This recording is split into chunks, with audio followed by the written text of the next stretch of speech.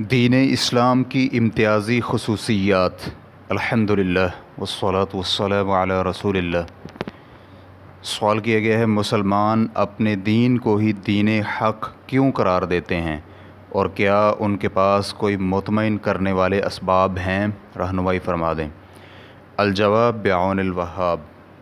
آپ کا سوال پہلی نظر میں ہی ایسے لگتا ہے کہ ایسے شخص کا سوال ہے جو مسلمان نہیں، لیکن جس نے دین اسلام پر عمل کیا اور اس میں پائے جانے والے عقیدے کو اپنا عقیدہ بنایا اور اس پر عمل کیا تو اسے بالفعل اس نعمت کی مقدار کا علم ہوگا جس میں وہ زندگی گزار رہا ہے اور اسلام کے سائے میں رہ رہا ہے۔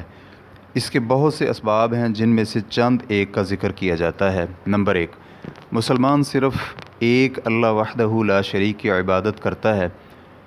اس اللہ تعالیٰ کے اچھے اچھے اسماء اور بلند صفات ہیں، تو مسلمان کا نظریہ اور قصد متحد ہوتا ہے اور وہ اپنے رب پر بھروسہ کرتا ہے جو اس کا خالق و مالک ہے۔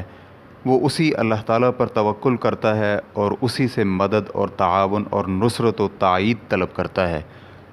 اس کا اس پر ایمان ہے کہ اللہ ہر چیز پر قادر ہے۔ وہ نہ تو بیوی کا محتاج ہے اور نہ اسے اولاد کی ضرورت ہے۔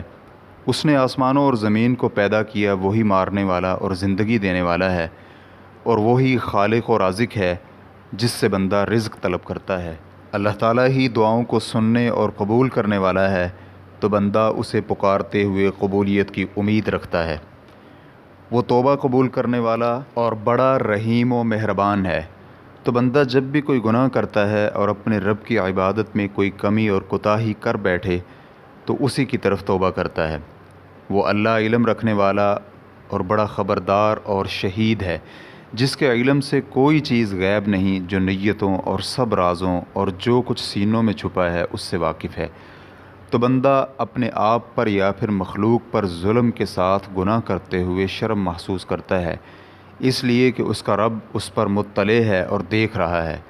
مسلمان بندے کو علم ہے کہ اس کا رب بڑا باحکمت ہے اور وہ عالم الغیب ہے، تو بندہ اس کے اختیار پر بھروسہ کرتا ہے اور اپنے بارے میں اس کی تقدیر پر ایمان رکھتا ہے، اور اس کا اس پر ایمان ہے کہ اس کا رب کسی پر ذرہ برابر بھی ظلم نہیں کرتا۔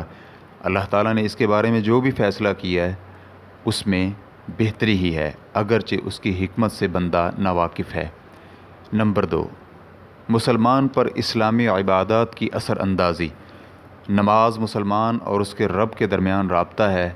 جب مسلم نماز میں خشوع و خضوع اختیار کرتا ہے تو اسے سکون و اطمینان اور راحت کا احساس ہوتا ہے، اس لیے کہ اس نے ایک قوی اللہ تعالیٰ کی طرف رجوع کیا ہے اور اس کا دروازہ کھٹکھٹایا ہے۔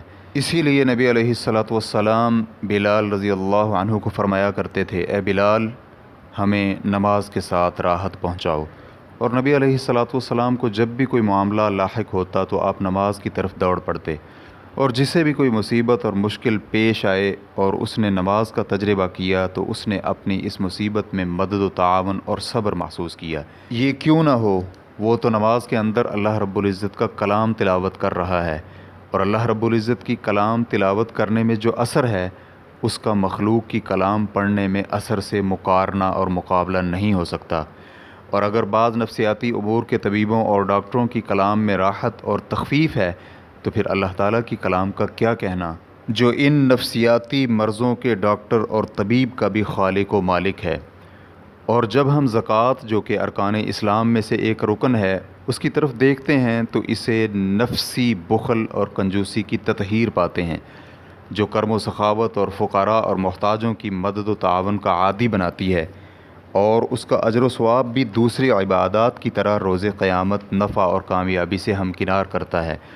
یہ زکوٰۃ مسلمان پر دوسرے بشری ٹیکسوں کی طرح کوئی بوجھ اور مشقت اور ظلم نہیں، بلکہ ہر 1000 میں صرف 25 روپے ہیں، جو کہ سچا اور صدق اسلام رکھنے والا مسلمان دلی طور پر ادا کرتا ہے، اور اس کی ادائیگی سے نہ تو گھبراتا ہے اور نہ ہی بھاگتا ہے، حتیٰ کہ اگر اس کے پاس لینے والا کوئی بھی نہ جائے تو وہ پھر بھی اسے ادا کرتا ہے۔ اور روزے میں مسلمان اللہ تعالیٰ کی عبادت کے لیے ایک وقت مقررہ کے لیے کھانے پینے اور جماع سے رک جاتا ہے، جس سے اس کے اندر بھوکے اور کھانے سے محروم لوگوں کی ضرورت کے متعلق بھی شعور پیدا ہوتا ہے، اور اس میں اس کے لیے خالق کی مخلوق پر نعمت کی یاد دہانی اور اجر عظیم ہے۔ اور اس بیت اللہ کا حج جسے ابراہیم علیہ السلام نے بنایا ہے، جس میں اللہ تعالیٰ کے احکامات کی پابندی اور دعا کی قبولیت اور زمین کے کونے کونے سے آئے ہوئے مسلمانوں سے تعارف ہوتا ہے، یہ بھی ایک عبادت اور رکن اسلام ہے۔ نمبر 3، بلا شبہ اسلام نے ہر خیر و بھلائی کا حکم دیا ہے اور ہر برائی اور شر سے روکا ہے۔ اسلام نے اچھے آداب اور اخلاق حسنہ کا حکم دیا ہے، مثلاً صدق و سچائی، حلم و بردباری، رقت و نرمی، عاجزی اور انکساری، تواضع، شرم و حیا، عہد و وفاداری، وقار اور حلم، بہادری اور شجاعت، صبر اور تحمل، محبت اور الفت، عدل اور انصاف، رحم اور مہربانی، رضامندی اور قناعت، عفت و عصمت، احسان، درگزر اور معافی، امانت و دیانت، نیکی کا شکریہ ادا کرنا اور غیظ و غضب کو پی جانا۔ اسلام یہ حکم دیتا ہے کہ والدین سے حسن سلوک کیا جائے اور رشتہ داروں سے صلہ رحمی کی جائے، بے کس کی مدد و تعاون کیا جائے اور پڑوسی سے احسان کیا جائے۔ یہ بھی حکم دیتا ہے کہ یتیم اور اس کے مال کی حفاظت کی جائے اور چھوٹے بچوں پر رحم اور بڑوں کی عزت اور توقیر اور احترام کیا جائے۔ ملازمین اور غلاموں اور جانوروں سے نرمی کے ساتھ پیش آیا جائے، راستے سے تکلیف دہ چیز کو ہٹایا جائے اور لوگوں سے اچھی بات کی جائے، اور طاقت ہونے کے باوجود ان سے عفو اور درگزر سے کام لیا جائے۔ مسلمان بھائی کی نصیحت و خیر خواہی کی جائے اور مسلمانوں کی ضروریات کو پورا کیا جائے، اور تنگ دست مقروض کو اور وقت دیا جائے، ایک دوسرے پر ایثار کیا جائے اور غمخواری اور تعزیت کی جائے، لوگوں سے ہنستے ہوئے چہرے کے ساتھ ملا جائے، اور یہ بھی حکم ہے کہ بے کس اور مجبور کی مدد کی جائے، مریض کی عیادت اور بیمار پرسی کی جائے اور مظلوم کی مدد اور نصرت کی جائے، اپنے دوست و احباب کو تحفے تحائف اور ہدیے دیے جائیں، مہمان کی عزت اور احترام اور مہمان نوازی کی جائے، میاں بیوی آپس میں اچھے طریقے سے زندگی گزاریں اور خاوند اپنے بیوی بچوں پر خرچ کرے، ان کی ضروریات پوری کرے، سلام عام کیا جائے اور گھروں میں داخل ہونے سے قبل اجازت طلب کی جائے تاکہ گھر والوں کی بے پردگی نہ ہو۔ اور اگرچہ بعض غیر مسلم بھی ان میں سے بعض کام کرتے ہیں، لیکن وہ یہ کام صرف عمومی آداب کے اعتبار سے کرتے ہیں، جس میں انہیں اللہ تعالیٰ کی جانب سے کوئی اجر و ثواب حاصل نہیں ہوتا، اور نہ ہی انہیں روز قیامت کامیابی اور کامرانی اور فلاح حاصل ہوگی۔ اور اگر ہم اسلام کے منع کردہ امور کی طرف آئیں تو ہمیں پتہ چلتا ہے کہ ان میں ہی معاشرے اور افراد کی ہر معاملہ میں مصلحت ہے، اور بندے اور اس کے رب اور انسانوں کے آپس میں تعلقات کی مضبوطی اور حمایت ہوتی ہے۔ ذیل میں ہم اسی کی چند ایک مثالیں بیان کرتے ہیں تاکہ اس کی مزید وضاحت ہو سکے۔ اسلام نے اللہ تعالیٰ کے ساتھ شرک اور غیر اللہ کی عبادت کرنے سے منع کیا ہے، اس لیے کہ غیر اللہ کی عبادت شقاوت اور بدبختی کا باعث ہے، اور اسی طرح اسلام نے نجومیوں اور کاہنوں کے پاس جانے اور ان کی باتوں کی تصدیق کرنے سے بھی منع کیا ہے۔ اور اسلام میں جادو کرنا بھی حرام ہے، جس سے دو شخصوں کے درمیان یا تو جدائی ڈالی جاتی ہے اور یا پھر ان میں محبت ڈالنے کی کوشش کی جاتی ہے۔ اسلام اس سے بھی منع کرتا ہے کہ ستاروں اور برجوں کے بارے میں یہ اعتقاد رکھا جائے کہ یہ انسان کی زندگی پر اثر انداز ہوتے ہیں اور اسی کی بنا پر مختلف حادثات رونما ہوتے ہیں۔ اسلام نے زمانے کو گالی دینے سے بھی منع کیا ہے، اس لیے کہ اللہ تعالیٰ ہی اسے گردش میں لانے والا ہے، اور اسلام بدفعلی اور نحوست کا عقیدہ رکھنے سے منع کرتا ہے۔ اسلام اعمال کو تباہ و برباد کرنے سے بھی روکتا ہے، جس طرح کے اعمال کرتے وقت ریاکاری اور دکھلاوے کے لیے اور احسان جتلاتے ہوئے کام کرنا۔ اسلام کسی کے سامنے جھکنے اور رکوع اور سجود کرنے سے اور منافقین کی مجلس میں بیٹھنے اور ان کے ساتھ محبت و الفت کرنے سے بھی منع کرتا ہے، اور اسی طرح آپس میں ایک دوسرے کو لعن طعن کرنے یا اللہ کے غضب اس کی آگ کے ساتھ کسی کو لعنت کرنے سے بھی منع کرتا ہے۔ اسلام میں یہ بھی منع ہے کہ کھڑے پانی میں پیشاب کیا جائے، اور راستے اور لوگوں کے سائے اور پانی لینے والی جگہ میں قضائے حاجت کرنا بھی اسلام کے خلاف ہے۔ اور اسی طرح اسلام یہ بھی منع کرتا ہے کہ قضائے حاجت میں قبلہ رخ ہوا جائے، اور نہ ہی اس کی طرف پیٹھ کر کے پیشاب یا پخانہ کیا جائے۔ اسلام نے پیشاب کرتے وقت دائیں ہاتھ سے شرمگاہ پکڑنا بھی منع قرار دیا ہے، اور یہ بھی منع کیا ہے کہ قضائے حاجت کرنے والے کو سلام کیا جائے، اور سو کر اٹھنے والے کو ہاتھ دھوئے بغیر برتن میں ہاتھ ڈالنے سے منع کیا ہے۔ اسلام یہ بھی کہتا ہے کہ طلوع شمس اور زوال اور غروب شمس کے وقت نفلی نماز ادا نہ کی جائے، اس لیے کہ سورج شیطان کے دو سینگوں کے درمیان طلوع ہوتا ہے۔ اسلام یہ بھی کہتا ہے کہ جب سخت بھوک لگی ہو اور کھانا بھی لگ چکا ہو تو نماز نہ پڑھی جائے، بلکہ پہلے کھانا کھایا جائے، اور اسی طرح پیشاب اور پخانہ آیا ہوا ہو تو نماز پڑھنی منع ہے، اس لیے کہ یہ سب کچھ نمازی کو مشغول کر کے نماز کے مطلوبہ خشوع و خضوع کو ختم کر کے رکھ دے گا۔ یہ منع ہے کہ نماز میں آواز اونچی کر کے دوسرے سوئے ہوئے لوگوں کو تکلیف دی جائے، اور اپنے آپ کو نیند اور اونگ آ رہی ہو تو تہجد کی نماز پڑھنا منع ہے، بلکہ سونا بہتر ہے، اور سو جائے اور پھر اٹھ کر نماز ادا کر لے، اور ساری رات قیام کرنے سے بھی منع کیا گیا ہے۔ یہ بھی منع ہے کہ نمازی وضو ٹوٹنے کے شک سے ہی نماز ختم کر دے، بلکہ جب تک وہ آواز نہ سنے یا پھر بدبو نہ سونگھ لے نماز کو ختم نہیں کرنا چاہیے۔ اسی طرح اسلام یہ بھی منع کرتا ہے کہ مسجد میں خرید و فروخت کی جائے اور کسی گم شدہ چیز کا اعلان کیا جائے، اس لیے کہ اللہ تعالیٰ کی عبادت اور اس کے ذکر کی جگہ ہے جس میں دنیاوی امور کرنے لائق اور صحیح نہیں۔ اسلام نے یہ بھی منع کیا ہے کہ ایک دن کے ساتھ دوسرے دن کو روزہ رکھنے میں بغیر کھائے پیے اور افطاری کیے بغیر ملا لیا جائے، اور یہ بھی منع ہے کہ بیوی خاوند کی موجودگی میں اس کی اجازت کے بغیر نفلی روزہ رکھے۔ قبروں پر عمارتیں بنانا اور قبریں پکی کرنا اور انہیں اونچی کرنا اور ان پر بیٹھنا اور ان کے درمیان جوتوں سمیت چلنا اور ان پر چراغاں کرنا اور ان پر کتبے وغیرہ لکھ کر لگانا اور ان پر مساجد تعمیر کرنا، یہ سب کچھ منع ہے، اور قبروں کو کھودنا بھی منع ہے۔ اسلام میں نوحہ کرنا، کپڑے پھاڑنا اور کسی میت کے مرثیے پڑھنا اور جاہلیت کی طرح کسی کے مرنے کی خبر دینا منع ہے، لیکن صرف موت کی خبر دینے میں کوئی حرج نہیں ہے۔ اسلام نے سود خوری سے بھی منع کیا ہے، اور تمام ایسی خرید و فروخت جس میں دھوکہ، فراڈ اور جہالت ہو اس سے بھی منع کیا ہے۔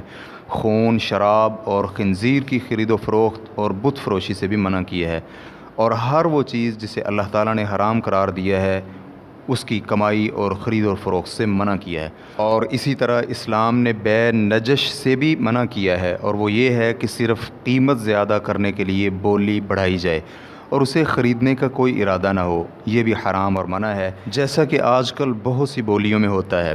سامان فروخت کرتے وقت اس کے عیب چھپانا بھی منع ہے، اور وہ چیز فروخت کرنا بھی منع ہے جس کا وہ ابھی مالک ہی نہیں بنا، اور چیز کو اپنے قبضے میں کرنے سے قبل فروخت کرنا بھی منع ہے۔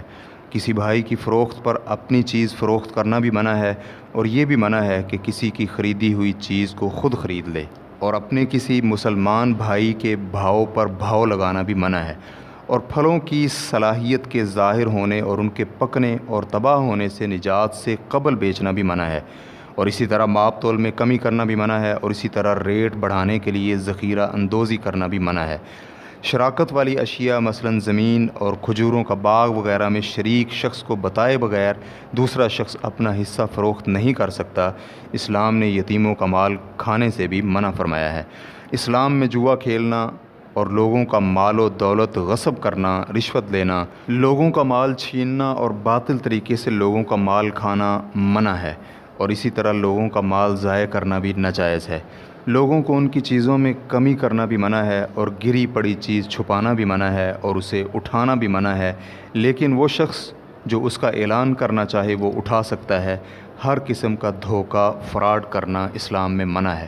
قرض ادا نہ کرنے کی نیت سے قرض لینا جائز نہیں، اور کسی مسلمان کے لیے اپنے کسی مسلمان بھائی کی کوئی بھی چیز اس کی اجازت اور رضامندی کے بغیر لینا جائز نہیں، اور اسی طرح سفارش کرنے کے لیے ہدیہ قبول کرنا بھی جائز نہیں ہے۔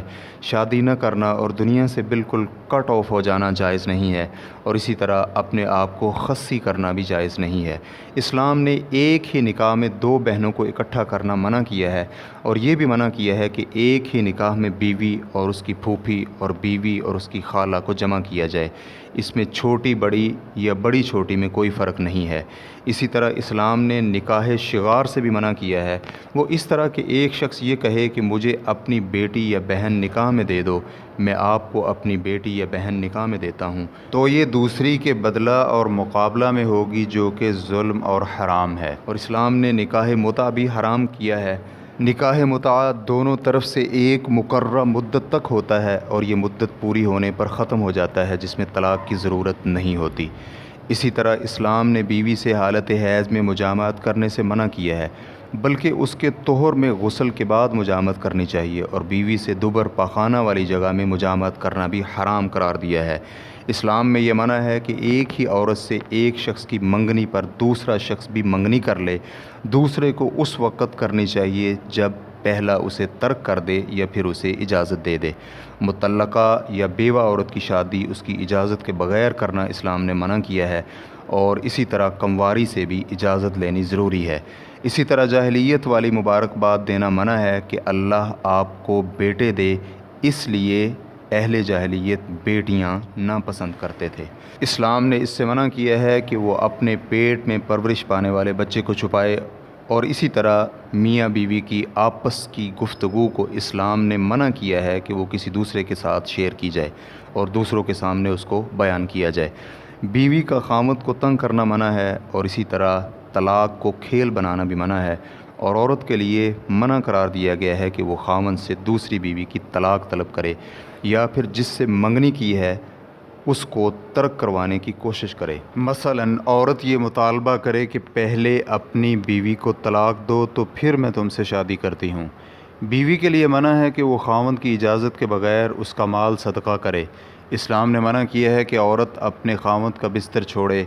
اگر وہ کسی شرعی عذر کے بغیر چھوڑتی ہے تو فرشتے اس پر لعنت کرتے ہیں۔ اسلام اس بات سے بھی منع کرتا ہے کہ مرد اپنے والد کی بیوی سے شادی کرے۔ اسلام میں یہ بھی منع کیا گیا ہے کہ کوئی مرد کسی ایسی عورت سے مجامعت کرے جسے کسی اور کا حمل ہو۔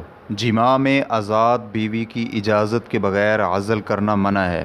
اسلام میں منع ہے کہ خاوند سفر سے اچانک رات کو اپنی بیوی کے گھر جائے، لیکن اگر اس نے آنے کی اطلاع دے دی ہے تو پھر کوئی حرج نہیں ہے۔ اسلام نے خاوند کو عورت کا مہر اس کی اجازت کے بغیر لینے سے منع کیا ہے۔ بیوی کو تنگ کرنا تاکہ اس سے مال اینٹھا جا سکے یہ منع ہے۔ عورت کو بے پردگی سے منع کیا گیا ہے۔ عورت کے ختنہ میں مبالغہ کرنا بھی منع ہے۔ بیوی خاوند کے گھر میں کسی کو بھی خاوند کی اجازت کے بغیر داخل نہیں کر سکتی۔ اس میں اس کی عام اجازت کافی ہوگی جبکہ اس میں کوئی شرعی مخالفت نہ پائی جائے۔ اسلام والدہ اور اس کے بچے کے درمیان تفریق کرنے سے منع کرتا ہے۔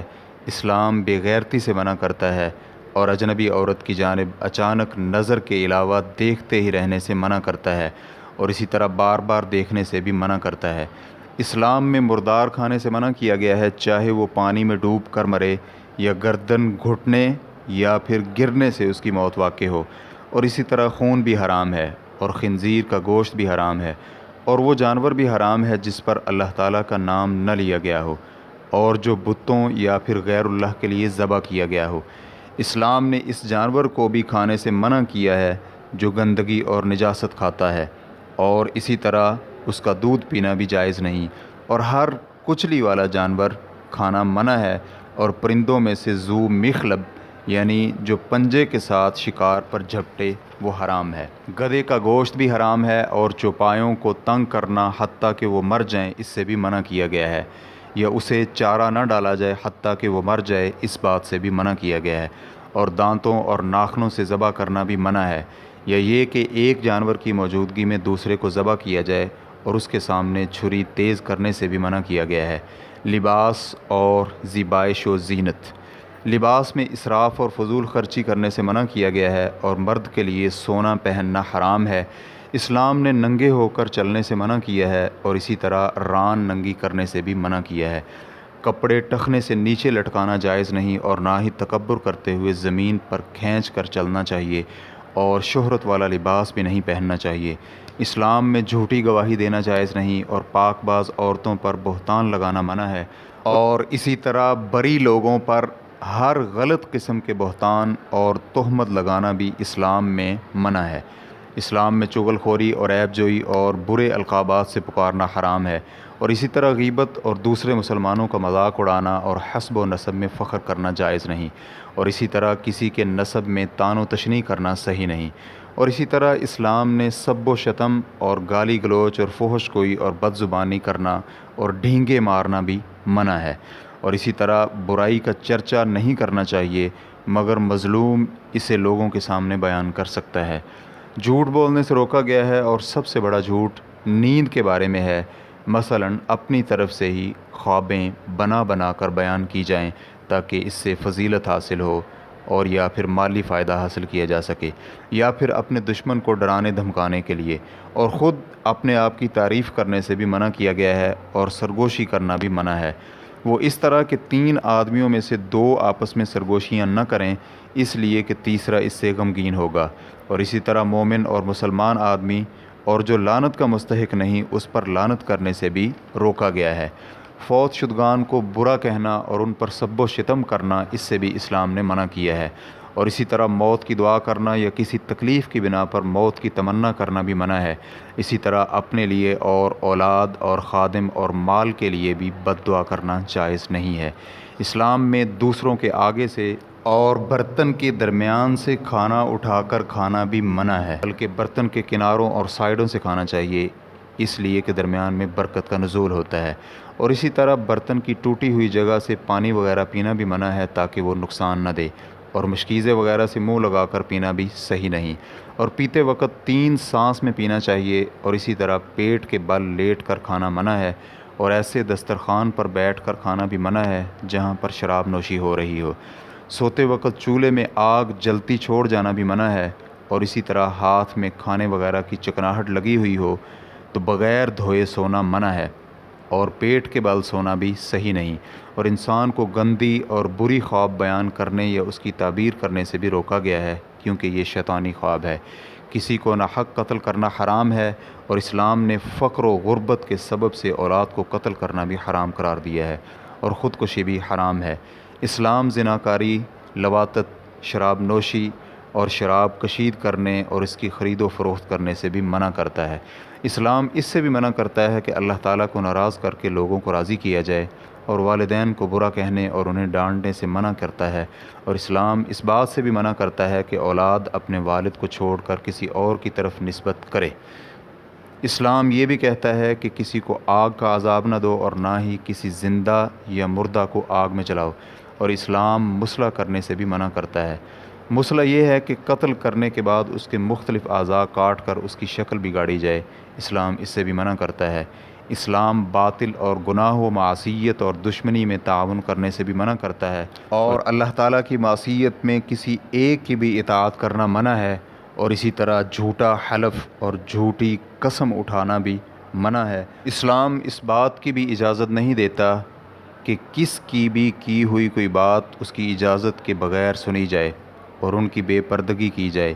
اسلام اسے بھی جائز نہیں کہتا کہ کسی چیز کی ملکیت کا جھوٹا دعویٰ کیا جائے۔ اسلام اس کی بھی اجازت نہیں دیتا کہ کوئی اس کی کوشش کرے کہ اس کی ایسے کام پر تعریف کی جائے اور اس شخص نے وہ کام کیا ہی نہ ہو۔ اسلام نے یہ بھی اجازت نہیں دی کہ کسی کے گھر میں اس کی اجازت کے بغیر جھانکا جائے۔ اسلام فضول خرچی اور اسراف سے منع کرتا ہے۔ کسی گناہ پر قسم کھانا بھی منع ہے۔ صالح مرد اور عورتوں کے بارے میں تجسس اور ان کے بارے میں سوء ظن کرنا بھی منع ہے۔ اسلام نے آپس میں ایک دوسرے سے حسد و بغض، حقد و کینہ رکھنے سے منع کیا ہے۔ اسلام باطل پر اکڑنے سے منع کرتا ہے۔ تکبر، فخر اور اپنے آپ کو بڑا سمجھنا بھی منع ہے۔ خوشی میں آ کر اکڑنا بھی منع ہے۔ اسلام نے مسلمان کو صدقہ کرنے کے بعد اسے واپس لینے سے منع کیا ہے، وہ اس کے لیے خریدنا بھی جائز نہیں ہے۔ اسلام اس بات کی بھی اجازت نہیں دیتا کہ مزدور سے مزدوری کروا کر اس کی اجرت ادا نہ کی جائے۔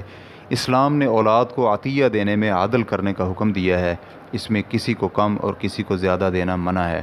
اسلام یہ بھی اجازت نہیں دیتا کہ اپنے سارے مال کی وصیت کر دی جائے اور اپنے وارثوں کو فقیر چھوڑ دیا جائے، اور اگر کوئی ایسے کر بھی دے تو اس کی یہ وصیت پوری نہیں کی جائے گی، بلکہ صرف وصیت میں تیسرا حصہ دیا جائے گا اور باقی وارثوں کا حق ہے۔